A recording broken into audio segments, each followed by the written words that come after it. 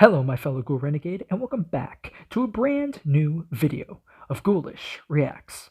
And happy Iris Week, everybody. Now, this is something I've been planning to actually do for a little bit. Now, a lot of you guys are probably thinking that I was going to come back and live stream Security Breach Ruin as soon as I got back, and that's honestly still the case. But unfortunately, due to everything that's happening this week that I planned, that's going to have to be pushed back to next week. So we're going to be streaming Ruin next week, for sure. But I wanted to put out these videos first. So anyway, as you saw by the intro screen that I edited and made, short little 20-second clips all together, I am hosting Iris Week this week. And the reason why I'm doing that is because Will Ryan, or also known as DA Games here on YouTube, is releasing his brand new Iris album known as Heart of an Artist Resurrection. Now, just to be clear, just give you guys a little context, Heart of an Artist isn't a new album. Heart of an Artist is actually the very first Iris album that he ever made. The reason why he's calling it Resurrection is because he's remade the entire album to coincide with the current Iris lore. So I figured I would create a special event known as Iris Week where we would react to all of the Iris story-related videos. Just because I thought it'd be fun and it's something different, and honestly just because I like Iris that much, because I want to kind of get you guys exposed to the story too, because even if you don't like Will's music, he tells really interesting and compelling stories, and Iris is certainly one of these stories. It's really, really good. And also, links will be down in the description for you guys to watch all of these videos on his third official channel, Will Ryan Originals. So he has stories like his anthology series, Pandorium, he has Solitude, he has Hum N, which is mostly just music. I mean, there's a little bit of a story there, but not much. And then there's also Iris, which has the biggest story out of all three. Solitude's story is also pretty good as well. But today we're just focusing on Iris for this week. So from Sunday all the way to next Saturday, we are going to be covering everything Iris. So without further ado, let us get into the first video, the first Iris lore video known as Hither and Yonder. What would one think of life if we existed in two planes? A vast universe created and pondered by creators of time, trapped in an eternal bubble that sets course to shrink within all we knew. No matter hither or yonder, we had no clue until the first dots connected in endless euphoria, thus bringing life's consequential birth to the shrine. A kingdom cased away in a void unbeknownst to us by the name of Vegala Infinity, in the realm of Hither. Oh, that's cool. It was said to have created worlds beyond stars, life that had lived many times over, harnessing their studies inside the most powerful archive of knowledge, what we'd come to know as the Iris, knower of all pasts, presents, and futures, the ultimate vessel of all-encompassing intelligence. Okay.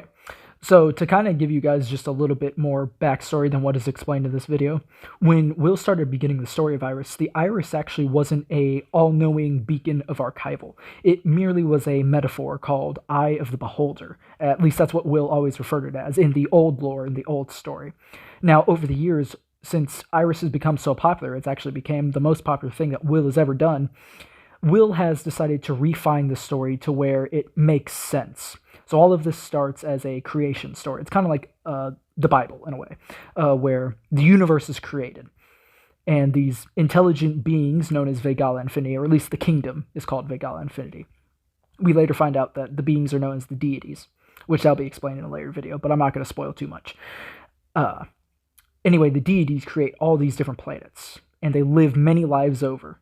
And it's all recorded through the Iris. So, when Will refined the story, he made the Iris an all-knowing source of archival knowledge, basically recording all past, presents, and futures for each and every single planet within this planetary system.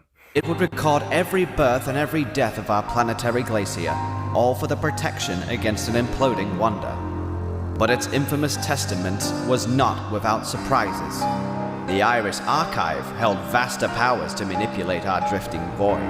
It was also what kept who and whatever possessed it out of the Yonder. That Yonder being a realm devoid of Hitherfall, known as Yondrathal.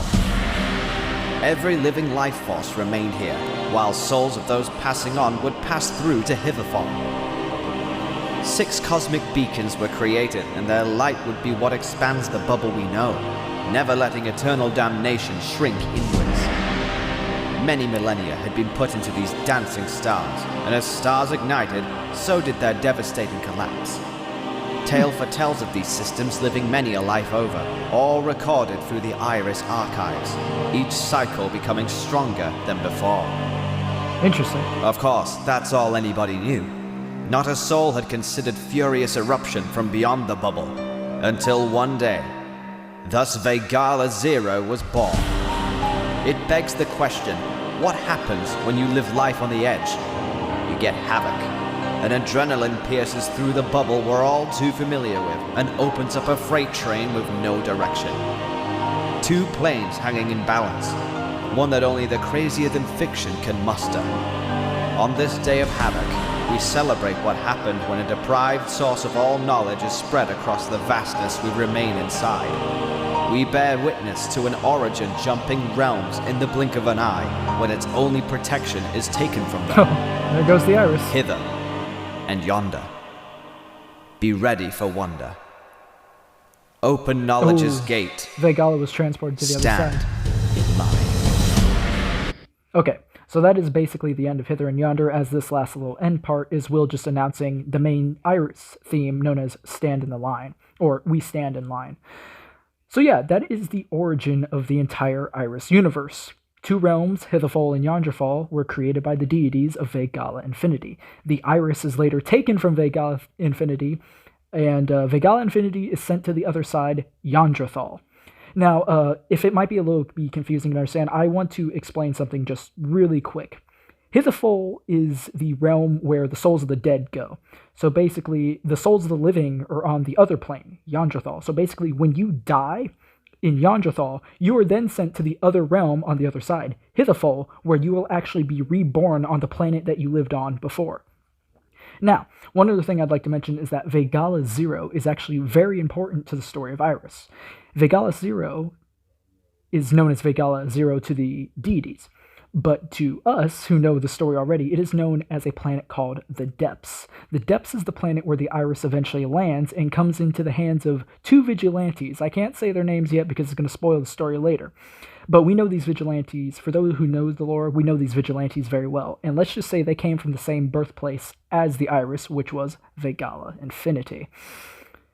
So yeah, that pretty much wraps up Hither and Yonder. Unfortunately, guys, that's all the time I have today for this video, so please make sure to like, comment, and subscribe, hit the bell for notifications for when I upload new videos, and make sure to follow my social media links down in the description below to join the Ghoul Renegade. And I'll see you guys next time. Bye-bye!